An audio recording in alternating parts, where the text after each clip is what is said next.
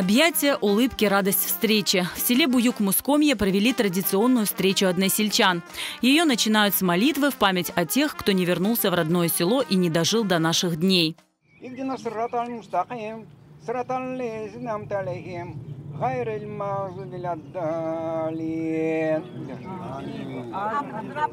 Встречи односельчан в Буюк-Мускомье проводят с 90-х годов. С каждым годом здесь все меньше стариков, которые родились в этом селе и помнят, каким оно было до депортации. 15 yaşına geldi koçurdular. Gittik. Özbekistan'a vardık son. Anda sonra anda vargan son gene işledik balam. Oturganık yok. Herkesler şaşadı benim işlegenime. 92 yıl Kırım'a kaydık. Şaşmalayım da balım. Bizim evler pek yakıştıra vardılar ballar. Но дети и внуки уроженцев Буюк-Мускомье не пропускают встречи односельчан. Сағылсын жемата, олар Қарымын бүтін қасабаларынан келелер. Ұзақ яқын демелер.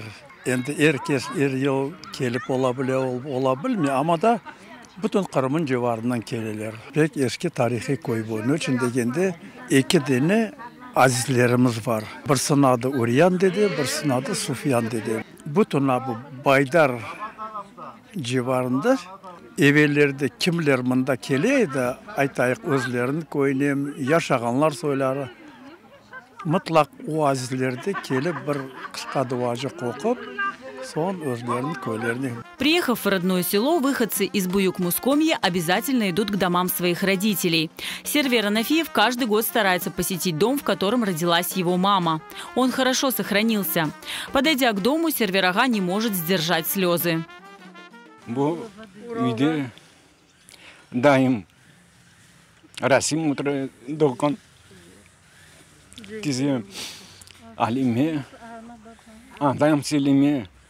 И кичкене кыскардашы эзбайым бар еді. Бойы түсірді. 88-де көшкенендік, рахметлі анамнен кегендік. О вақты кіріп, баққан едік, үйге де кірсеттілер. Соңғы бақты кірсеттілер. Шынды замок тұра. До депортации село было почти полностью крымско-татарским. Сейчас здесь проживает всего около 30 крымско-татарских семей. Шефика Аметова с семьей вернулась в Крым в 90-м году и поселилась в Буюк-Мускомье, откуда родом ее муж. Из рассказов свекрови Шефика Ханым много знает об истории села. Шындык олған почта у башта джами еді, татар джамисы еді.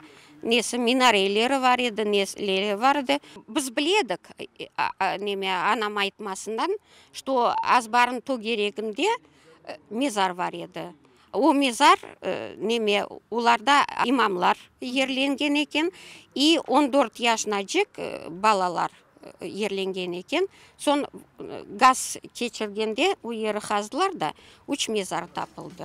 А этот дом – местная достопримечательность Буюк-Мускомье. Его называют домом Фера Картана, местной жительницы, которая по легенде нашла в горах сокровища и на эти деньги построила дом.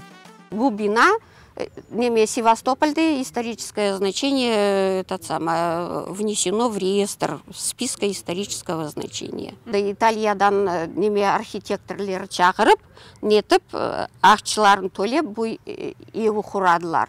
Сон 1927 сенесінде селкі олды, зелзелеле. Бір дуары патлаған еді, сон кене архитекторлер чағырып, у дуары тіктілер.